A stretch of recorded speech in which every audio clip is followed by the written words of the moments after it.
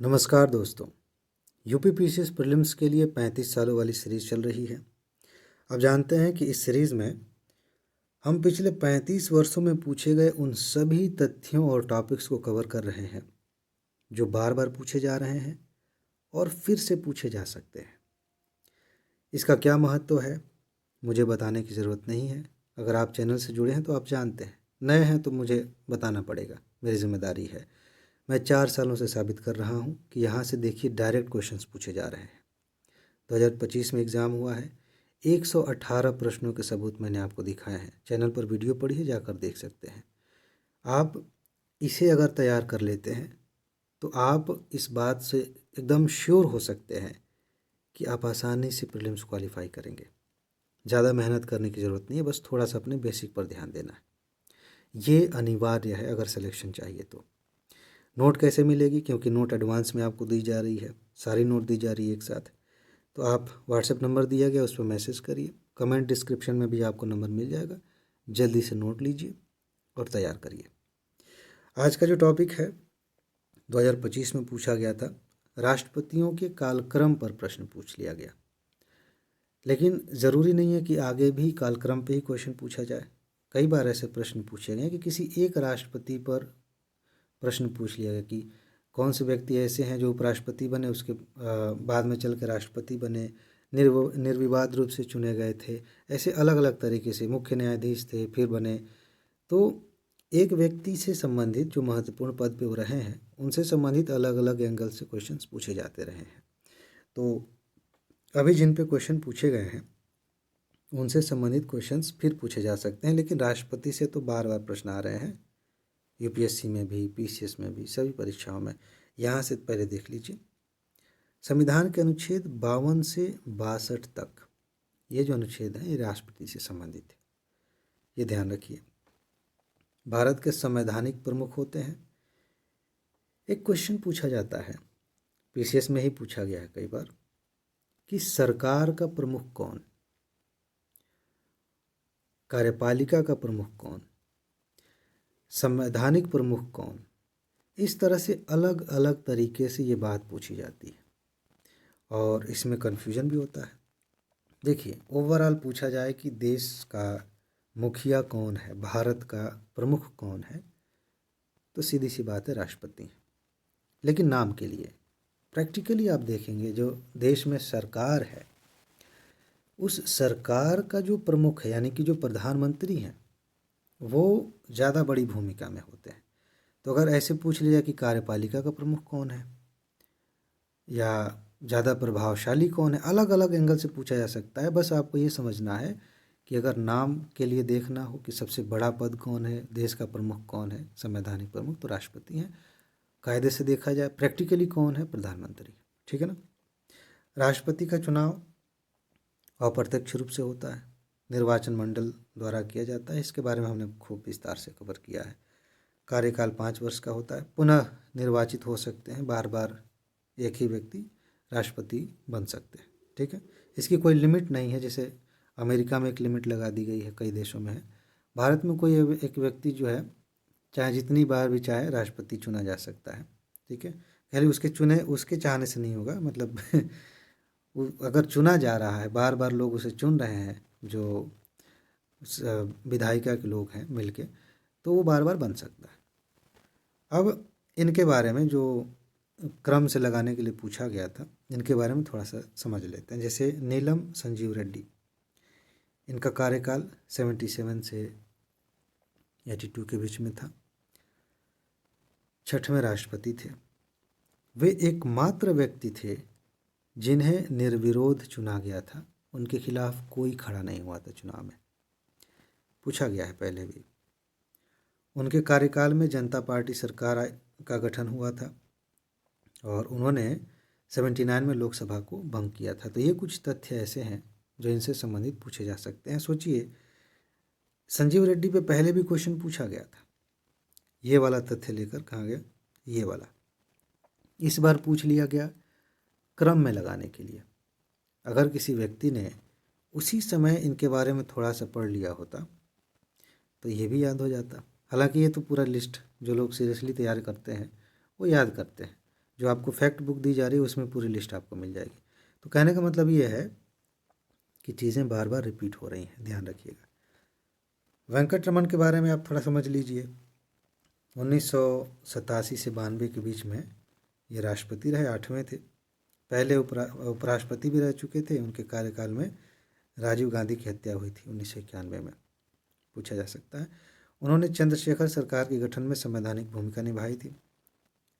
इसके अलावा KR नारायणन 1997 से 2000 के बीच में थे, 10वें राष्ट्रपति थे और पहले दलित राष्ट्रपति थे। ये महत्वपूर्ण है, पूछा जा सकता है। इसके अलावा उन्होंने कई बार सरकारों को जवाबदेह ठहराया, इसलिए उन्हें वर्किंग प्रेसिडेंट कहा गया। ये बहुत इंपॉर्टेंट बात है। मेंस की जब आप तैयारी करते हैं तो हम इस पर डिस्कस करते हैं कि हमारे यहाँ जो राष्ट्रपति का पद ऐसा लगता है कि स्टाम्प जैसा व्यक्ति है कि उसको उठाए, कहीं पर ठप्पा लगाना है लगा दिए, हो गया। उनका कोई खास रोल नहीं है, उनकी कोई खास भूमिका नहीं है। और अभी का जो पिछले कुछ सालों से आप पैटर्न देख रहे हैं या इसके पहले भी, इनका छोड़ दें, अपवाद थे। तो राष्ट्रपति ऐसे मतलब उस पद का इस्तेमाल किया जाता है कि आपका काम बस इतना ही कि आप सिग्नेचर करिए, आप उद्घाटन करिए, भाषण दीजिए। कोई कानून आ रहा है, वही सिग्नेचर का मतलब वही था। और कोई अंतर्राष्ट्रीय संधि हो रही है, वहाँ पर सिग्नेचर करना जरूरी है तो करिए, बस इतना ही। उनका अपने विचार, बाकी चीज़ों का उतना महत्व नहीं दिया जाता। लेकिन ऐसा नहीं है कि उस पद में शक्तियाँ नहीं हैं। उस पद पे बैठे व्यक्ति की कुछ राजनीतिक मजबूरियाँ भी हो जाती हैं, बहुत सारी चीज़ें। ये जो व्यक्ति थे, इन्होंने सरकारों को लाइन पे लाने के लिए बहुत सारे कमेंट्स भी किए, बहुत सारे उपाय भी किए। कई बार ये सख्ती से पेश आते थे, पब्लिकली बहुत सारी बातें कहते थे कि सरकार को ये चीज़ ठीक करनी चाहिए। नॉर्मली राष्ट्रपति कहाँ कुछ कहते हैं। तो इसलिए इनको वर्किंग प्रेसिडेंट कहा गया था। गुजरात दंगे के समय में उन्होंने अपनी नाराज़गी जताई थी कि ये सब क्या चल रहा है देश में, ठीक है। इसके बाद APJ अब्दुल कलाम 2002 से 7 तक रहे, 11वें राष्ट्रपति थे। आप जानते हैं इनके बारे में, प्रसिद्ध वैज्ञानिक थे, मिसाइल मैन ऑफ इंडिया के नाम से भी जाना जाता है इनको। बहुत ही लोकप्रिय थे। इनको पीपुल्स प्रेसिडेंट कहा जाता है, लोगों के राष्ट्रपति, लोगों में लोकप्रिय रहे। तो कई बार जो उपनाम दिए जाते हैं, किसे पीपुल्स प्रेसिडेंट कहा गया, किसे वर्किंग प्रेसिडेंट कहा गया, ऐसे प्रश्न पूछ लिए जाते हैं। उनके कार्यकाल में भारत ने सूचना और तकनीकी और विज्ञान के क्षेत्र में काफ़ी प्रगति हासिल की थी। तो ये एक चीज़ है। हमने इसी सीरीज़ में हाल ही में अनुसूचियों की बात की थी। मैंने याद दिलाया था कि 2025 में ही अनुसूचियों से भी प्रश्न पूछे गए थे और ये बार बार पूछा जा रहा है। अभी जो पूछा गया था ना, बार बार पूछा जा रहा है। UPSC भी पूछ रही है, PCS में भी। तो मैंने सोचा इस बार लिस्ट दे ही देते हैं।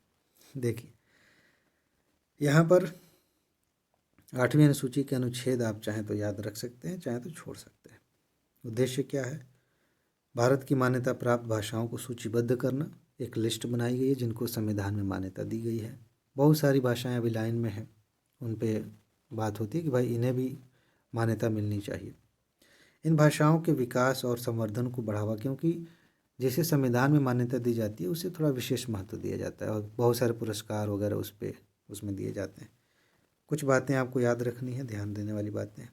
जब संविधान 50 में लागू हुआ था, 1950 में, तो 14 भाषाएं जो हैं उसमें शामिल थी। अभी कितनी हो गई आप जानते हैं? UPSC ने यहाँ से क्वेश्चन पूछा था, PCS में भी आए थे प्रश्न यहाँ से। 21वां संशोधन हुआ था तो सिंधी भाषा जोड़ी गई थी। 71वां संशोधन हुआ 92 में, कोंकणी, मणिपुरी और नेपाली जोड़ी गई थी। ध्यान रखिएगा, एक बार ऐसे पूछा कि सबसे लास्ट में कौन सी भाषाएं जोड़ी गई हैं, ऐसे क्वेश्चन आ रहे हैं, इसलिए ये सेक्शन बहुत महत्वपूर्ण है। 2003 में जो संशोधन हुआ था 92, बोडो, डोगरी, मैथिली, संथाली, ये 4 भाषाएं जोड़ी गई थी। इसी पे अलग से क्वेश्चन बनते हैं। मैं आपको याद दिलाता रहता हूँ कि कहाँ से क्वेश्चन बनता है। उसे अगर मैंने याद दिलाया कि इसको आप ध्यान रखिए विशेष रूप से, तो अगर आपके अंदर थोड़ी भी समझदारी है तो आप उसे तुरंत पकड़ेंगे, तुरंत उसे रटेंगे और ध्यान रखेंगे आगे भी कि भूलना नहीं चाहिए। फिलहाल वर्तमान में 22 भाषाएं हैं। ये लिस्ट है।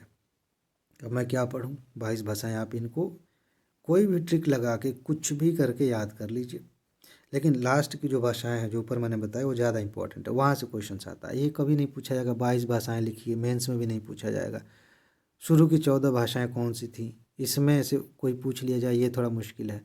जो नई भाषाएं 3 बार वो संशोधन करके जोड़ी गई हैं उन्हीं से बनते हैं। और अगला जो क्वेश्चन बनता है वो यहाँ से बनता है कि कौन शामिल नहीं है। यही क्वेश्चन पूछा गया था कि कौन सी भाषा इसमें शामिल नहीं है। भोजपुरी शामिल नहीं है। राजस्थानी भी एक बार क्वेश्चन पूछा गया तो उसमें था। तो भोजपुरी राजस्थानी को लेकर कन्फ्यूजन बना रहता है। ये विकल्प में आते जाते रहते हैं, ध्यान रखिएगा। इनको कम डाला जाता है विकल्प में। गढ़वाली, मगही ये सब अभी शामिल नहीं है। तो इस पर मांग चल रही है, देखिए कब शामिल होता है। तो ये हो गया, बाकी बाद में। कितना समय हो गया, ठीक है।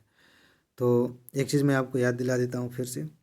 आप एक काम करिए, जल्दी से जाइए, व्हाट्सएप नंबर आपको दिया गया है उस पर मैसेज करिए, तुरंत आज ही नोट लीजिए। जितनी जल्दी हो सके उसे तैयार करें। इतनी संक्षिप्त नोट है, आप कुछ ही घंटों में बार बार रिवाइज कर सकते हैं सारी नोट। जितना जल्दी आप रिवाइज कर लेंगे, तैयार कर लेंगे, उतना ही आपका कॉन्फिडेंस बढ़ेगा।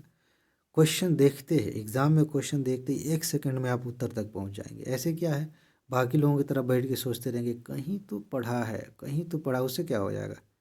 तथ्य हैं, टॉपिक्स हैं, इनको याद रखेंगे। जितनी स्पष्टता से चीज़ें याद रहती हैं उतना ही समय बचता है एग्जामिनेशन हॉल में।